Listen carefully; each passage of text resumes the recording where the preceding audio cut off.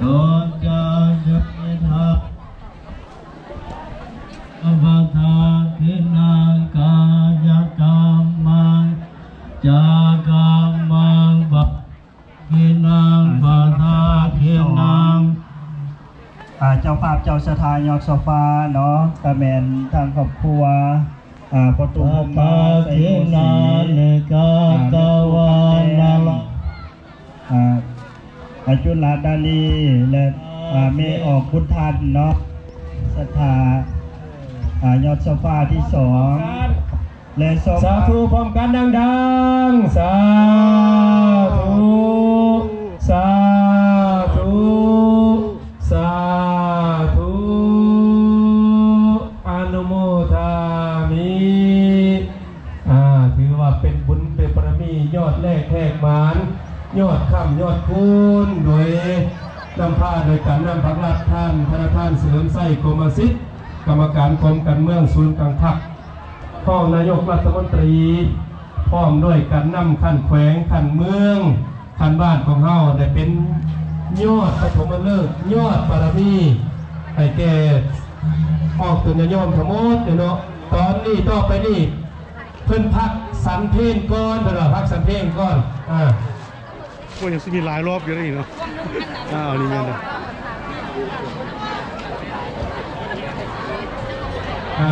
ให้กันนั่งก็ได้พักก่อนเนาะสองกระเมน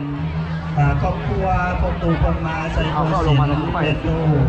คำแดงไม่ออกจุลาดาลีไม่ออกบุญทันสอบขออนุญาตใส่เสียงอารมณ์ข่าวทางญาติพี่น้องออกตัญญาโยมเจ้าภาพเจ้าศรัทธายกต่อไปโคตูพมาโคสินในตูกับแดงคุณดาลีนาบุญถันยอดที่2ท้าวคำพานางทองศรีอุดมเดชจาก USA ยอดที่3มาฮอดโดนแล้ววะสมจันทร์สิงห์ถาพุทธจากนครหลวงเวียงจันทร์คอเฮียเสือเจริญพรเด้อ3ยอดเด้อไม่ออกเอ๋ใหญ่ไล่ละใครละกูไม่ได้ไล่ละNo life โน่ให้เราให้อินเทอร์เน็ตมีผลถึง7 ปี7 อ่างเนาะเอาเกี่ยวมาเข้ามาได้เอาบุญเอากุศลตอนนี้ขึ้นเป็นยอดบารมีกับขึ้นสู่เป็นไปแล้วเนาะอันนี้ก็ยอดที่2ที่3ที่4ตามมาตามลำดับนั่นก็ได้เนาะในบนจานสมสายดำเนินต่อไปเนาะในขณะนี้เราจะพาเจ้าศรัทธาหอบกำลังกระเกียมเอายอดโซฟาขึ้นทาง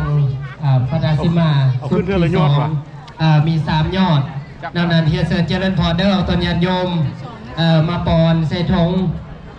เพื่อจะได้เอาขึ้นแล้วเด้อบัดนี้เด้อบ้านนั่งพี่ค่อยนะมันเย็นหลายไปหลังที่ยกยอดโซฟาเป็นทีเรียบร้อยแล้วจังไปต่อยอดโซฟาเด้อเป็นอาจารย์เลยวะเนี่ยอาจารย์ลุกมานี่ละจังไปต่อยอดพาป่าเติมอีกเด้อออกตัวญาติโยมเอาไร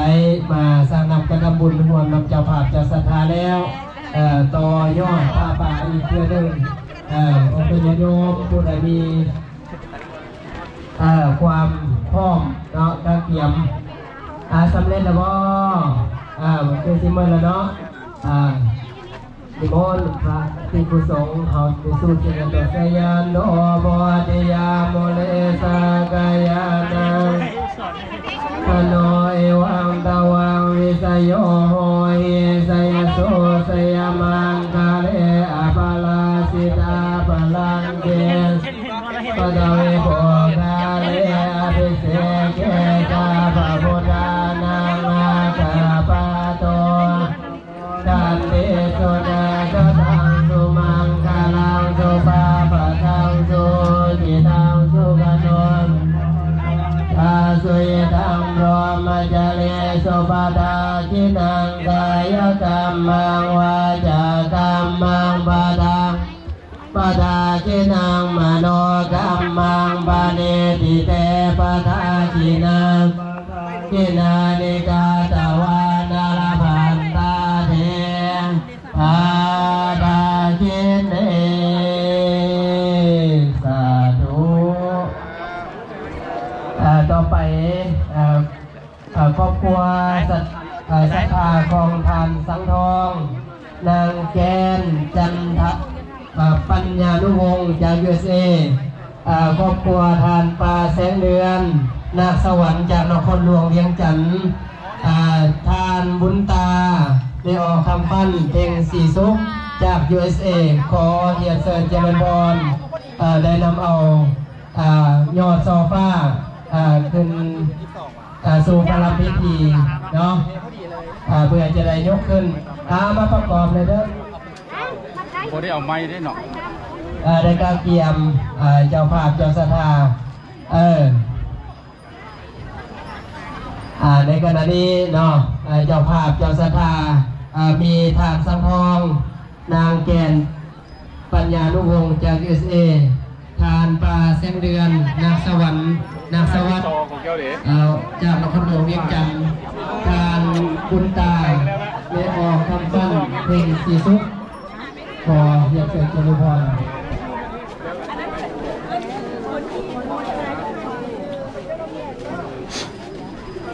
ถ่ายรูปครับถ่ายรูปเด็กแข่งมาพี่เด้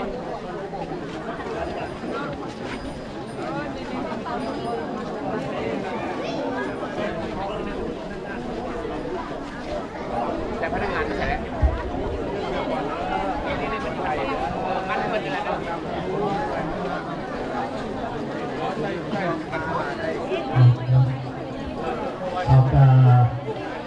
ใส่เป็นกลุ่มโรเดอร์ออกคนยันโยมเดอร์ถูกไหมเอาใส่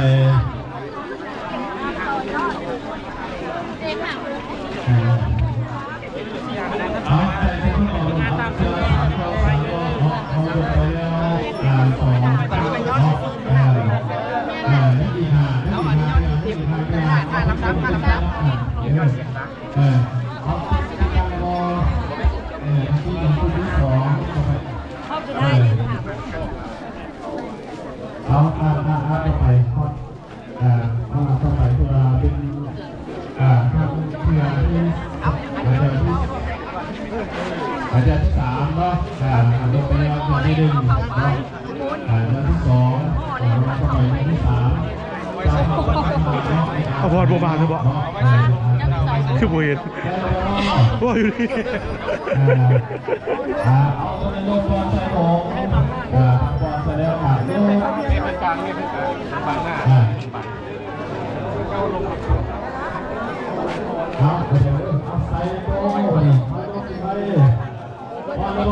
ตกไข่หัวด้วย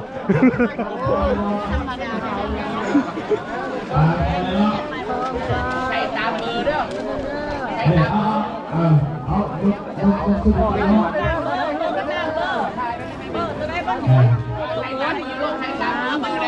วันดันนั้นใช่เลย15คน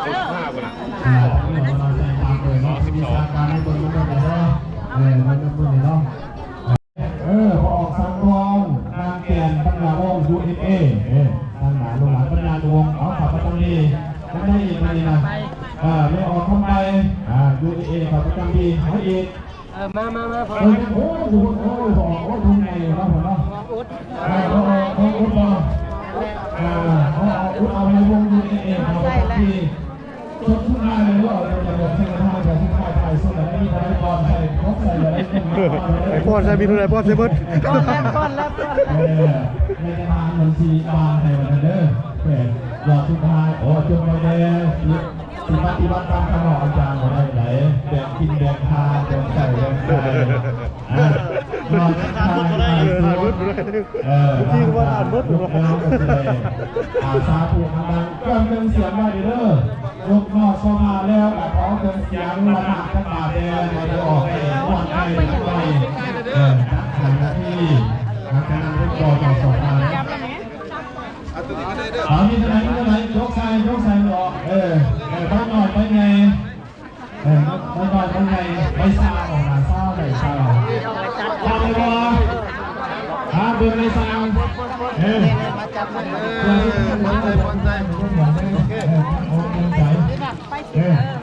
มัดเลยดิยังมัดเลยดิ เดินเข้าที่ท่าไหนสามวันตัดดวงอุปมาให้สวยเลยเอาสายวันโดยโมเอสังกายาตังติมารังวิสโน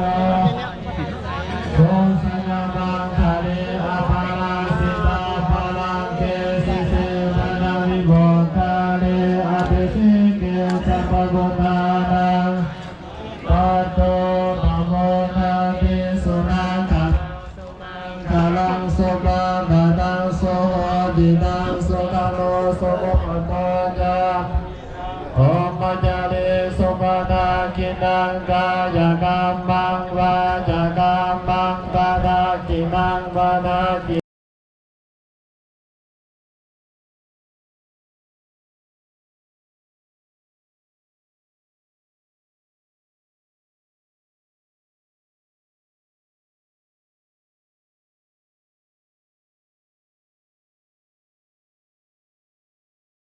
สาธุ200,000สาธุได้10 ล้านแล้วตอนนี้นะไม่ออกสาธุเอาอีก100,000การซื้อยังไงสายสมอนอีก100,000สาธุบ่รวยบ่ยอมเด้อถ้าบ่ยอมก็ต้องขยันทำมาหากินก่อนนี่นะเพราะว่าในกระแสโซเชียลก็เอาคำว่าบ่รวยบ่ยอมพระอาจารย์ไปเขาว่าด่าพระอาจารย์เอาอีก200,000สาอันนี้ก็อาทิตย์เมกานิวยอร์กทุกกันสาธุอันไซเมียเอาผู้ใดโอ้นะเอาสาธุมาเคาะหัวเนี่ยสาธุหมดทุกหมดโชคหมดโรคหมดภัยหายปวดแข้งปวดขาปวดหลังปวดเอวเบาหวานความลงความดันบ้านนี้ก็ขอให้เสื้อฟังเมียเด้อเพียงสาธุเมื่อสุดท้ายแล้วเนาะไปสั้นเพียนซะบัดนี้ เรียนบอกกันเลย ยังบ่ได้วัดอยู่อีก โอ้โหบริษัทเพียนแท้มึง บอกห้างไว้เลยได้บ่ เออเหรอไปเพื่อนพอไปผมมันจะเกลือเพื่อนนั่งอย่างนี้ผมมันจะเกลือ บ่แท้ สาธุ กันน้อยห่างไว้ เพิ่งเฟซที่มือจ้าทุกเอากลับบ้านเองนี่มาดูตรงบ้านใครแล้วจ้าทุกเอาพระอาจารย์จะนับเป็น5แล้วพระอาจารย์ไม่ได้จะได้ไม่ออกเองลั่งมาเป็นสายจ้าทุกเอาสุขภาพแข็งแรงโชคดีร่ำรวยหาเงินหาทองมันเด้อสาธุเนี่ยไม่ออกบอกว่าแต่น้อยกว่าท่านได้ท่านอาจารย์ก็น้อยกว่าดีใจเนี่ยก็เลยจุ๊บไป50,000เอาสาธุ100,000ซื้อที่ไหนแม่ขอกระเป๋าให้พร้อมเอาสาธุเอาจกแล้วจกอีกมึดเหลือเงินใช้น้ำมันรถเลยได้สาธุ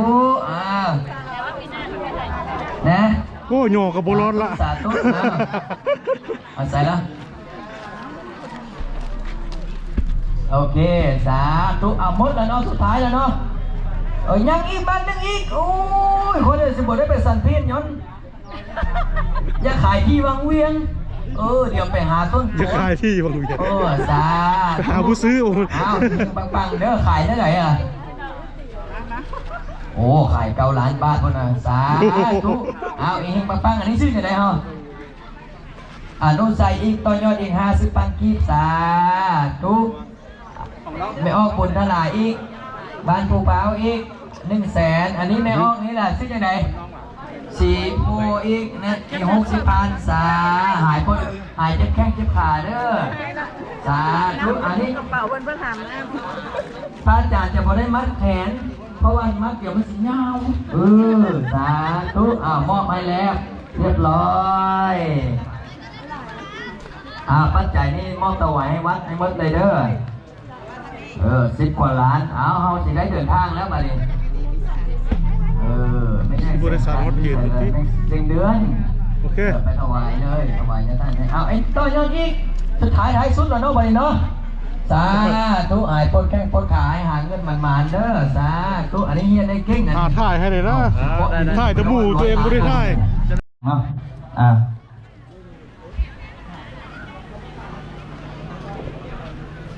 จัวกำลังสั้นเพลน สังเกตหลายบอนนะบอนตัวบอนนี้แยกกัดสันอาจารย์ดูนะ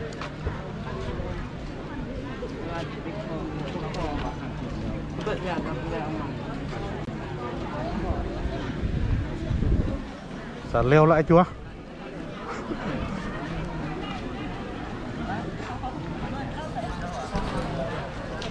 เอาอาจารย์ ขอบอกเข้าใจเด้อเข้าใจตัวนอดขอให้บุญก้อนเดียวเพื่อฟ้าสุขสวรรค์ให้ได้ร้อนร้อนมาจุบูสุขคนเด้อนาสีนิสานิจาโหตาปัญจายิโนจัตตโลธรรมาวัฏันติอายุวันโนสุขังภะสมาชิก มาพ่วงมาแกะให้สัตว์เลย เอามาแล้วขโมยเอามาแล้ว สมาชิกเกินพลาดอะไร การที่ไปอยู่ คิดว่าวันนี้ที่ไปนอนวัดธาตุสนามวัด